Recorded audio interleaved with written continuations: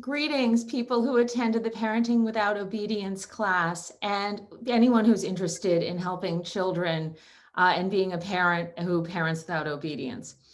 Miki and I were chatting a while back about a theme that kept coming up during the workshop, where parents were talking about how they have particular challenge when it comes to their children eating too much sugar or watching too much screen time, because they have a sense that these things are intrinsically bad for the child's body, and it makes it very difficult for the children to think straight. And so how on earth could they be in a collaborative relationship with children when that's happening? And Miki and I circled back to this conversation, and we had what we think is a breakthrough. And so we got the gang back together here because we want to share that breakthrough with all of you. So Miki, would you share what our insight was? Yeah, the insight was, for me, that it created kind of like an impasse power struggle between parent and child. A struggle that is bound to fail, because the struggle is about, it is in the realm of compromise. You want to eat sugar, I don't want you to eat sugar, so we're going to fight and negotiate about how much sugar you're allowed to eat. And then when I'm not in the room, obviously you, the child, are going to eat more sugar or do more screen time, and the whole tension is between the two of us. There's nothing that brings us together.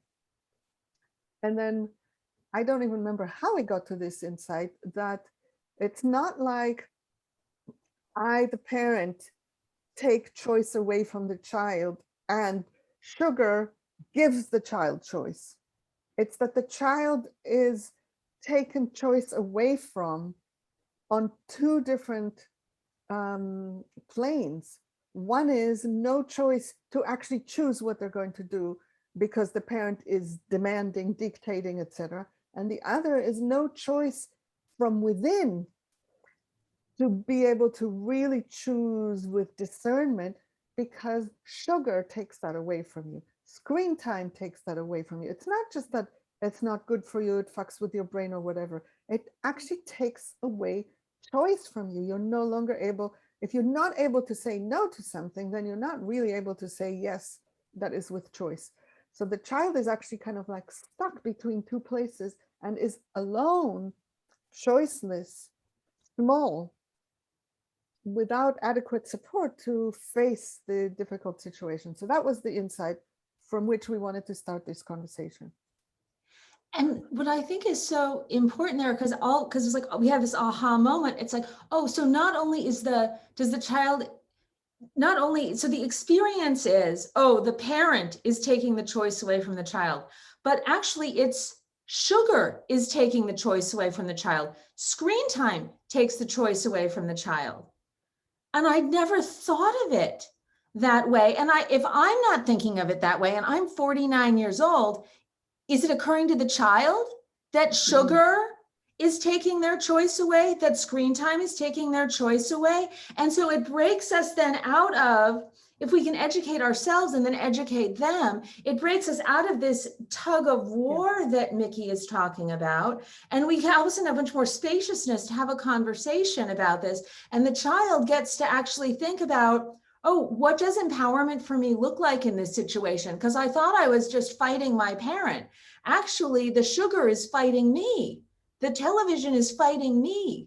Oh, I need to figure out what to do with that. And then we can have some companionship. And then as parents, and Miki was raising this and Arnina was raising this earlier, what is our own relationship with sugar? What is our own relationship with screen time? And we can share our own struggles to create even more trust and alignment with our child as we then co-hold the dilemma and try to navigate it together. I want to add Please, Arnina. this aspect of differentiating between the content of what we're going to talk about and inviting the child to a conversation about our relationships based on trust and choice. So I really believe that if we bring it from this angle, and we as the parents have done our work with sugar or hidden our sugar from the child, whatever suits us best. I mean, some people will do that. And I invite people, and especially parents, to do it without guilt and preferably without hiding. But the more you, us, okay, can live with our limitations without guilt, the more we can come vulnerable, sharing our truth, our limitations, our dreams, and find the companionship that you're mentioning.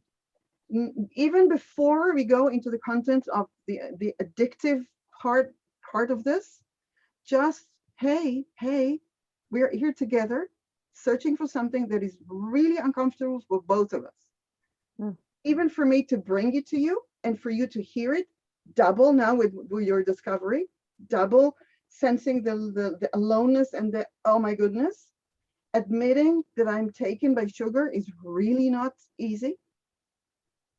So holding all this out of the realm of guilt can help a lot to even pave the way to the conversation itself.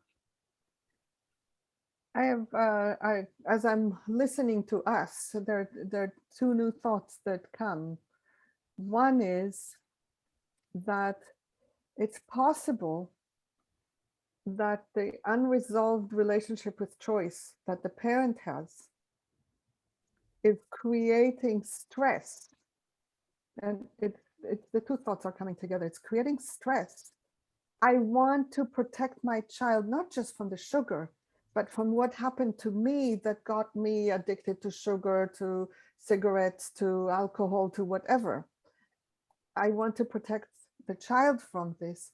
And there is deep mistrust of life overall, and also of the child's capacity to resist the sugar, and some idea that if I control the child, that will be internalized as control against the sugar, where in reality what it is gets internalized into is as waiting for the moment where I'm no longer controlled so that I can do whatever I want. Which would register as freedom. Yes. Mistakenly. Yeah. So there's something about the child, the parent exploring their own relationship with choice that can free up space in how they talk with the child about it. That is something I didn't see before. I'm remembering a real tangle that I had many years ago with an adult person who was addicted to a substance, and whom I asked to wait before going to do their next fix of the substance, to talk with me and support me with something that was really important.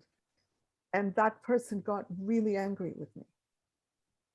And soon thereafter, it was my time to sleep, and I could not sleep. I was so agitated. And I kept having the thought, this person doesn't care about me. This person doesn't care about me. And then I realized I wasn't going to get a whole lot of sleep that night. So I was thinking, okay, if I'm not going to sleep anyway, I may as well try to empathize with this person inside of me. They're not there, but I can empathize with them. And it was so difficult because I would try to answer the question, what is a need of theirs that would lead them to do what they did? And it's like halfway through the first word, I would go back to, they don't care about me, they don't care about me, they don't care about me. And at about 3 or 4 a.m., I finally was able to get all the way through with it. And I understood that the anger was related to me exposing the choicelessness of that person. It was unbearable to look at the fact that however much they cared about me, they didn't have enough choice against the substance to stay with me and support me. And once I understood that, I never again had the thought in relation to that person that they don't care about me, because I understood the power of addiction to basically take away choice. And that is adult child. There's no real difference. The only difference is that we think we can control children, but we won't try to control each other in the same way. We haven't mentioned screens yet. Just to say the word screen, we're talking sugar. We forgot one of the greatest addictions on this planet now. Screen. Yeah. Absolutely. And so the gift that we can give ourselves and also give our children is to wake them up Two, hey, if you can't trust yourself to say no to something, you can't trust yourself to say yes to it either. This is not, there isn't choice in that. And to help to expose that at an earlier age than Miki, you were able to, think about with your adult colleague. Imagine what a gift it is to our children to have them be able to start being discerning about what they are in true choice about in terms of saying yes and no to these items. Yeah, I think it's a really, really great topic. And I again want to mention the word freedom is one of the greatest needs that we have. And the confusion between choosing addictive stuff and believing this is I choose, I get this to say what I want, and really going into the depth of how does it feel inside. Am I really saying yes or no to this? And it's not easy. I really want to support parents and know it's neither for us and of course not for them. Because of that, you won't tell me what to do. There is a hanging to, but I want this, as if the wanting is free from addiction. Yeah, and I am seeing that for the parent to introduce the topic through talking about their own relationship to whatever addictive substance, Yeah. behavior, relationship, anything the parent has. Yes. I am struggling with this. Here's what my struggle looks like. What are you struggling with in this way? And then there is like shared and mutual accountability and Yes. not just the child accountable to the parent. That is transformational. Yes. It absolutely is. It absolutely is.